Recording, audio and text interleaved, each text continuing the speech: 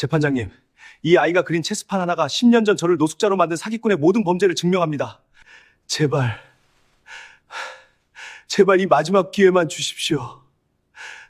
저 남자는 10년 전 횡령으로 쫓겨난 전과자입니다. 이제는 노숙자 신분으로 6살 아이를 세뇌시켜 거짓 증언을 시키고 있습니다. 재미는 더 깊이 파고들었습니다. 아이를 유인해 세뇌시킨 전과자입니다.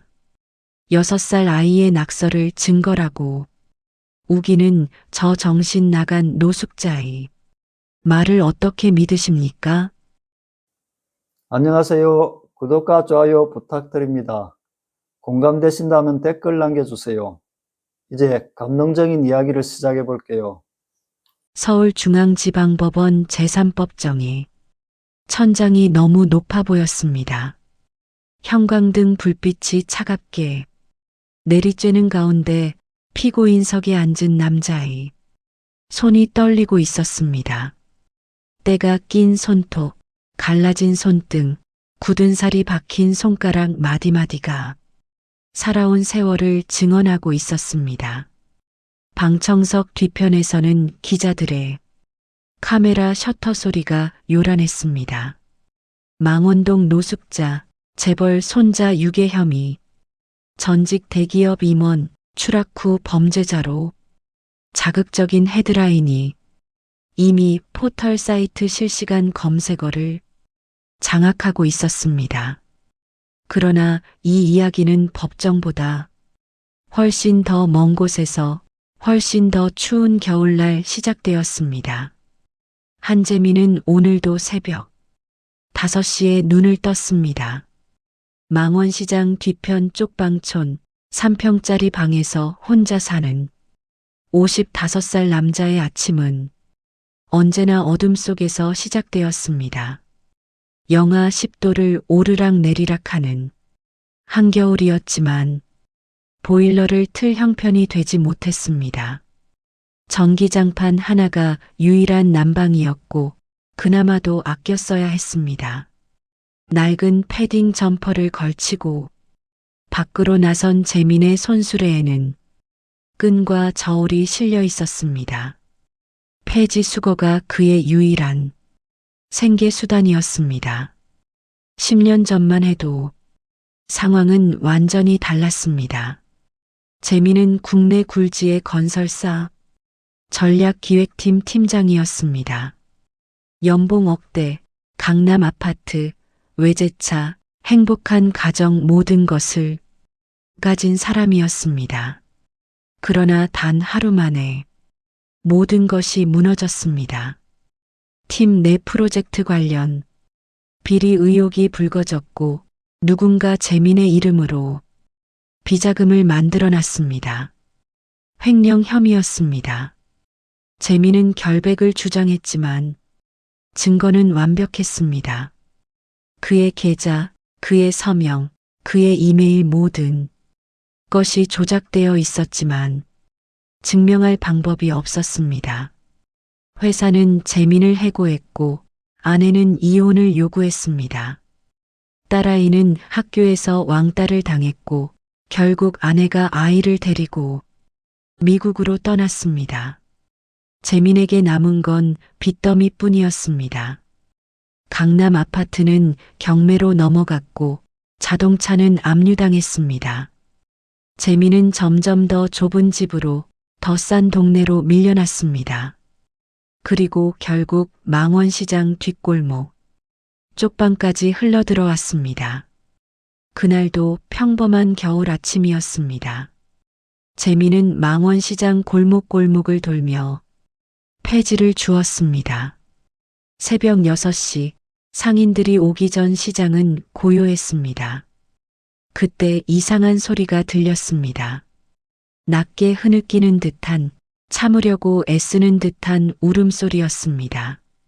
재미는 소리가 나는 쪽으로 다가갔습니다.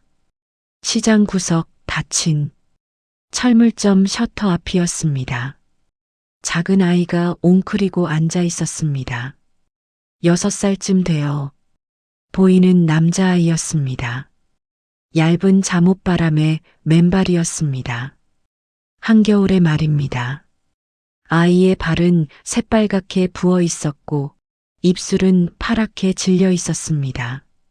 재미는 재빨리 자기가 입던 패딩을 벗어 아이에게 입혔습니다.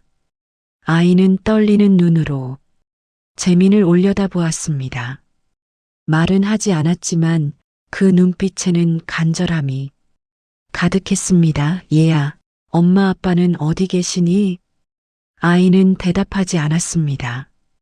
재민은 아이를 업어 근처 24시간 편의점으로 데려갔습니다.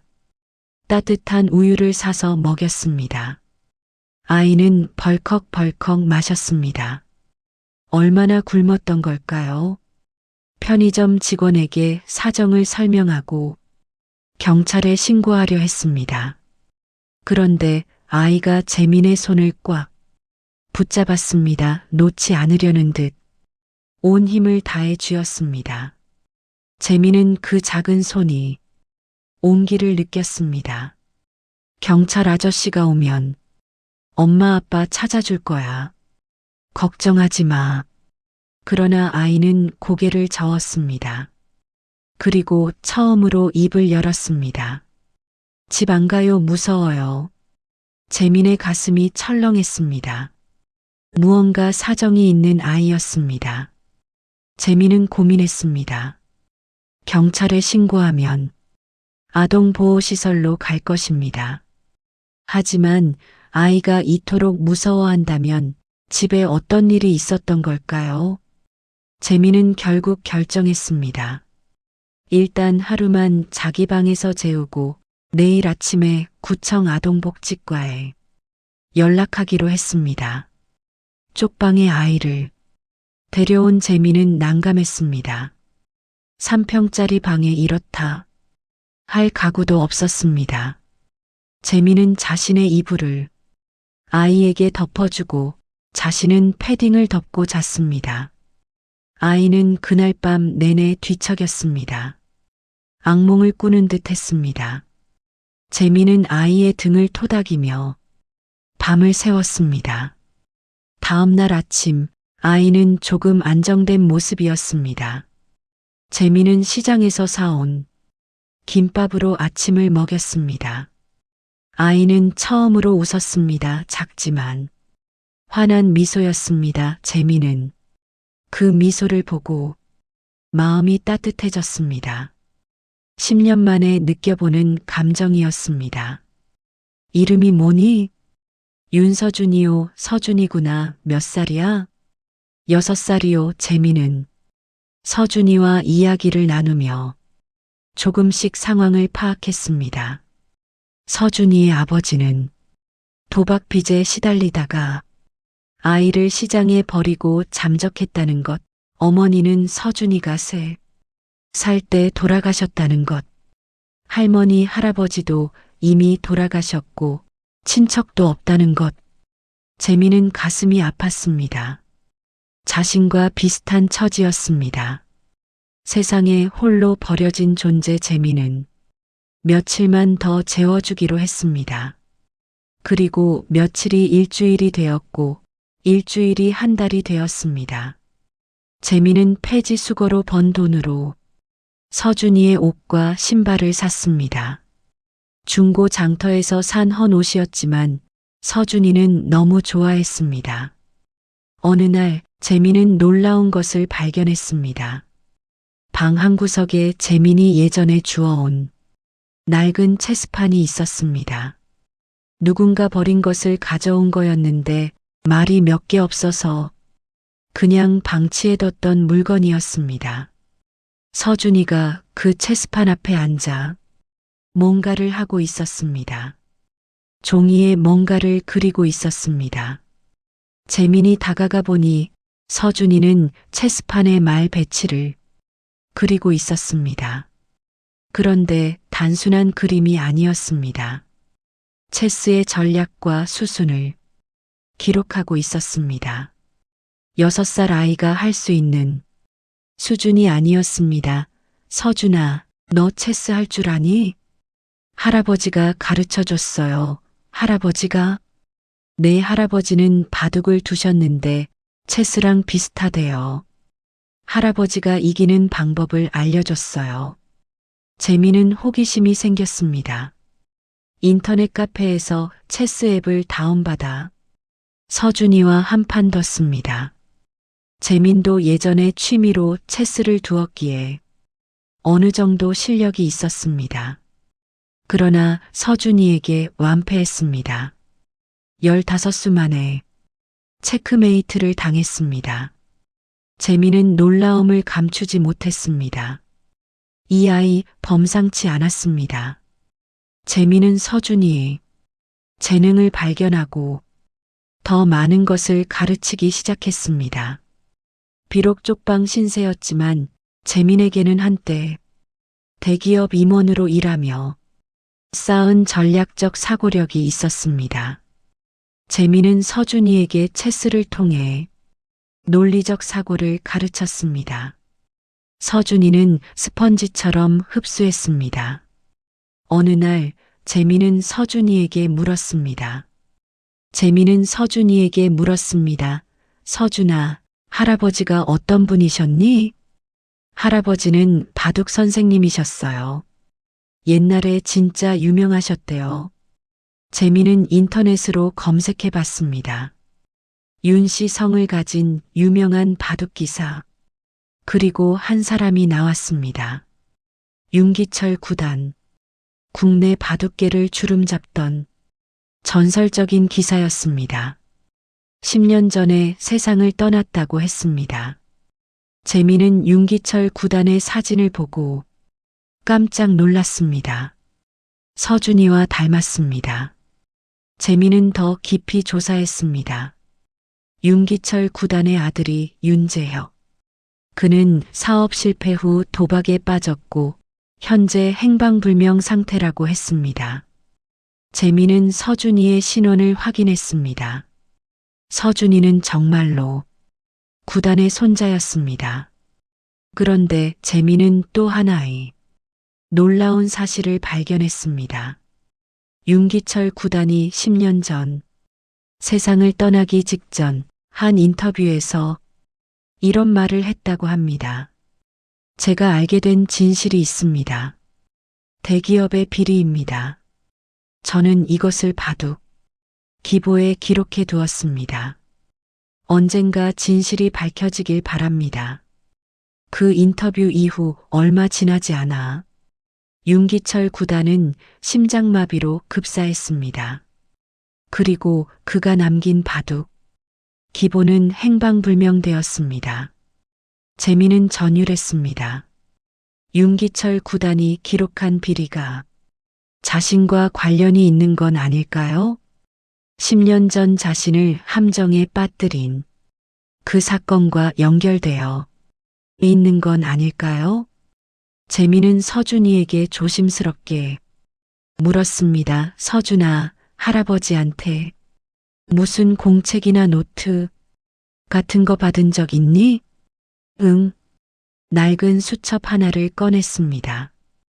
윤기철 9단의 것이었습니다. 재민은 떨리는 손으로 수첩을 펼쳤습니다. 바둑 기보가 빼곡히 적혀 있었습니다. 그런데 이상했습니다. 일반적인 바둑 기보가 아니었습니다. 숫자와 기호들이 암호처럼 섞여 있었습니다. 재민은 며칠 밤을 새워 수첩을 분석했습니다. 그리고 충격적인 사실을 알아냈습니다. 이것은 바둑 기보가 아니라 기업 인수합병 전략이었습니다. 그것도 10년 전 재민이 회사에서 제안했다가 누군가에게 도난당한 바로 그 전략이었습니다. 재민의 손이 떨렸습니다. 10년 전 자신을 파멸로 몰아넣은 그 사건의 진실이 여기에 있었습니다. 재민은 더 깊이 파고들었습니다. 윤기철 9단의 수첩에는 단순히 전략만 있는 게 아니었습니다. 비자금 조성 내역, 횡령 증거, 그리고 실제 범인의 이름까지 적혀 있었습니다. 조태권 재민의 전 동료였습니다. 10년 전 조태권은 재민과 같은 팀에서 일하던 과장이었습니다. 재민은 조태권을 믿었고 중요한 프로젝트를 함께 진행했습니다. 그러나 조태권은 재민의 전략을 훔쳐 자기 것으로 만들었고 동시에 재민에게 횡령, 누명을 씌웠습니다. 재민이 쫓겨난 후 조태권은 빠르게 승진했고 결국 회사를 나와 자신의 투자회사를 차렸습니다. 현재 조태권은 수백억대 자산을 굴리는 투자회사 대표였습니다.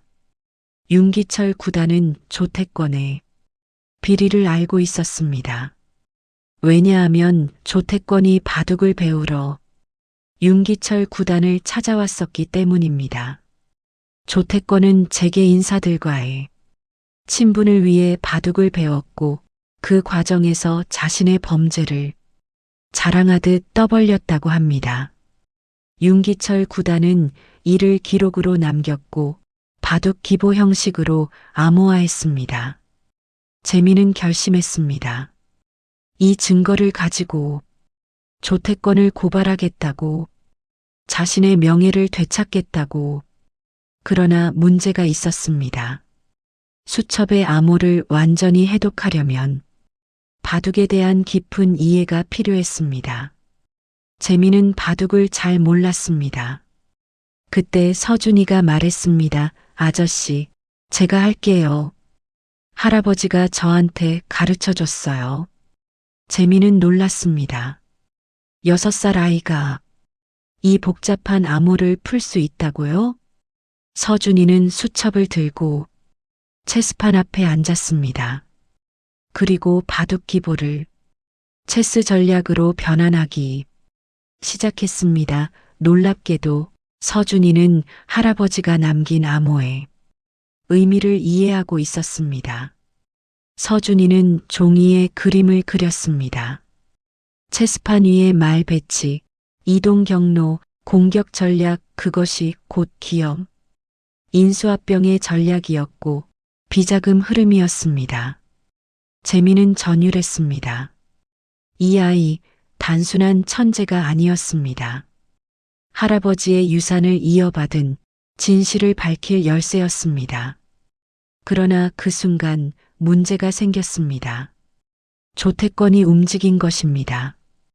조태권은 오래전부터 윤기철 구단의 수첩을 찾고 있었습니다. 그리고 최근 서준이가 망원시장에서 재민과 함께 있다는 정보를 입수했습니다. 조태권은 즉시 사람들을 보냈습니다. 어느 날 저녁 재민과 서준이가 쪽방으로 돌아왔을 때 낯선 남자들이 기다리고 있었습니다.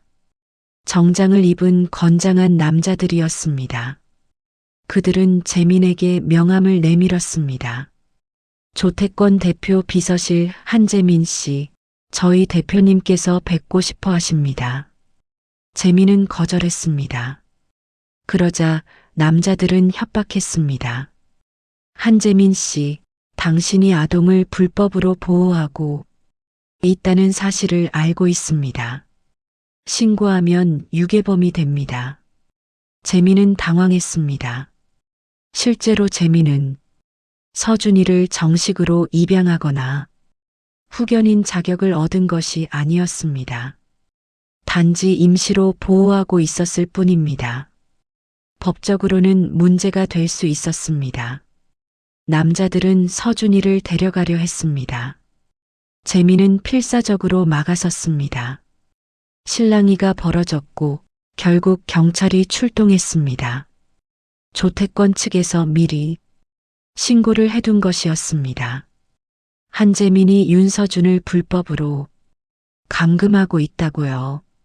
재민은 경찰서로 연행되었고 서준이는 아동보호시설로 보내졌습니다. 재민은 유괴 혐의를 받게 되었습니다.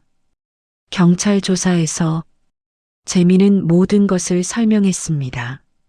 서준이를 시장에서 발견한 경위, 윤기철 구단의 수첩, 조태권의 비리, 그러나 경찰은 믿지 않았습니다. 재민은 전과자였고 조태권은 사회적으로 성공한 기업인이었습니다. 누구의 말을 믿겠습니까? 설상가상으로 조태권은 서준이의 법적 후견인을 자처하고 나섰습니다.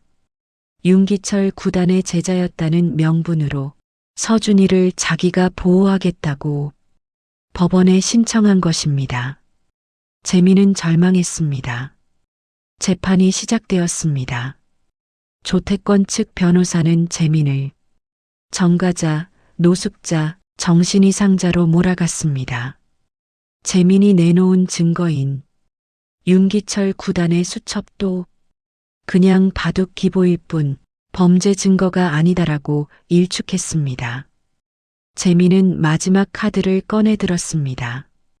서준이를 증인으로 신청한 것입니다. 재판부는 아동을 증인석에 세우는 것을 꺼렸지만 재민의 간곡한 요청에 허가했습니다. 서준이가 증인석에 섰습니다. 6살 아이는 너무 작아서 증인석 의자에 앉으면 얼굴이 잘 보이지 않았습니다. 재판장은 서준이에게 쿠션을 받쳐주었습니다. 재민은 서준이에게 물었습니다. 서준아, 할아버지가 준 수첩에 뭐가 적혀 있는지 설명해 줄 수 있니? 서준이는 고개를 끄덕였습니다. 그리고 가방에서 종이를 꺼냈습니다. 서준이가 그린 체스판이었습니다. 할아버지는 바둑으로 이야기를 했어요. 나쁜 사람이 어떻게 돈을 훔쳤는지, 어떻게 좋은 사람을 나쁜 사람으로 만들었는지, 저는 그걸 체스로 그렸어요. 서준이는 체스판을 가리키며 설명했습니다. 킹이 조태권, 폰이 재민 조태권이 어떻게 재민을 함정에 빠뜨렸는지, 어떻게 증거를 조작했는지, 6살 아이의 입에서 나온 설명은 논리적이고 명확했습니다. 법정은 술렁였습니다. 재판장은 서준이가 그린 체스판을 유심히 보았습니다. 그리고 법정 서기에게 지시했습니다. 조태권 씨 회사에 10년 전 회계 장부를 제출받으시오. 그리고 한재민 씨가 재직했던 회사의 당시 프로젝트 자료도 확보하시오. 며칠 후 재판이 재개되었습니다. 검찰이 새로운 증거를 제출했습니다. 10년 전 회계 장부와 프로젝트 자료를 대조한 결과 서준이가 그린 체스판의 전략과 정확히 일치하는 비자금 흐름이 발견된 것입니다. 조태권이 재민의 전략을 훔쳤고 동시에 재민에게 횡령, 누명을 씌웠다는 증거가 명확히 드러났습니다. 법정은 발칵 뒤집어졌습니다. 조태권은 자리에서 일어나 소리쳤습니다. 거짓말입니다. 조작입니다. 그러나 증거는 명확했습니다. 재판장은 즉시 조태권에게 구속영장을 발부했습니다. 조태권은 법정에서 그대로 체포되었습니다. 재민은 무죄 판결을 받았습니다. 10년 만에 명예가 회복된 것입니다. 재민은 그 자리에서 주저앉아 울었습니다. 서준이는 재민에게 달려가 안겼습니다. 아저씨, 이제 안 무서워요. 재민은 서준이를 꽉 안았습니다. 10년 전 잃어버린 모든 것보다 이 작은 아이 하나가 더 소중했습니다. 재판이 끝난 후 많은 것이 변했습니다. 재민은 명예를 회복했고 조태권에게 빼앗겼던 전략에 대한 보상금을 받았습니다. 금액은 5억 원이 넘었습니다. 재민은 망원시장 쪽방을 떠나 작지만 따뜻한 투룸 아파트를 얻었습니다. 서준이는 정식으로 재민의 양자가 되었습니다.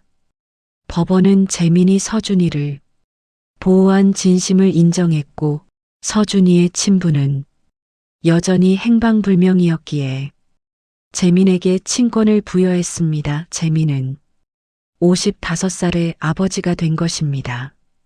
재민은 서준이를 위해 새로운 일을 시작했습니다. 한 중소기업의 전략 컨설턴트로 취직했습니다. 10년의 공백이 있었지만 재민의 능력은 여전했습니다. 회사는 재민을 환영했습니다. 서준이는 정규학교에 입학했습니다. 6살, 이제 초등학교 1학년이었습니다. 서준이는 학교에서도 뛰어난 능력을 보였습니다. 특히 수학과 논리 과목에서 말입니다. 선생님들은 서준이를 영재로 추천했습니다. 재민과 서준이는 평범한 일상을 살아갔습니다. 아침에 함께 밥을 먹고 재민은 서준이를 학교에 데려다주고 저녁에는 함께 체스를 두었습니다. 망원시장도 여전히 자주 갔습니다. 이제는 폐지를 줍기 위해서가 아니라 단골 국밥집에서 저녁을 먹기 위해서였습니다. 어느 저녁 재민과 서준이는 시장 국밥집에서 밥을 먹고 있었습니다. 서준이가 물었습니다. 아빠, 저 할아버지가 남긴 수첩 진짜 중요한 거였죠? 응, 그래. 내 할아버지는 정의로운 분이셨어. 나쁜 사람을 그냥 두지 않으셨지. 저도 할아버지처럼 될 수 있을까요? 재민은 서준이의 머리를 쓰다듬었습니다.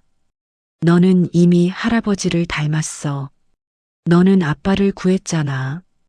할아버지가 남긴 진실을 세상에 알렸잖아. 서준이는 환하게 웃었습니다. 그날 밤 재민은 오랜만에 편안하게 잠들었습니다. 10년 동안 짓눌렸던 무게가 사라진 듯 했습니다. 옆방에서는 서준이의 고른 숨소리가 들렸습니다. 재민은 생각했습니다. 세상은 때로 잔인하지만 때로는 기적 같은 선물을 주기도 한다고. 망원시장 골목에서 만난 6살 아이가 재민의 인생을 되찾아준 기적이었습니다. 10년 전 재민은 모든 것을 잃었습니다. 그러나 지금 재민은 더 소중한 것을 얻었습니다. 핏줄은 아니지만 진짜 가족 서로를 구한 아버지와 아들. 그들의 이야기는 망원시장 골목에서 시작되었고 이제 새로운 내일을 향해 나아가고 있었습니다. 오늘의 이야기가 여러분의 마음에 작은 울림을 전했기를 바랍니다. 세상 어디선가 누군가는 힘든 시간을 보내고 계실 겁니다. 그러나 기억하세요. 가장 어두운 순간에도 작은 빛은 찾아온다는 것을. 그 빛이 때로는 예상치 못한 곳에서 예상치 못한 모습으로 온다는 것을. 오늘도 힘내시길 응원합니다. 구독과 좋아요로 따뜻한 마음을 나눠주세요. 여러분의 하루하루가 기적으로 가득하길 바라겠습니다. 감사합니다.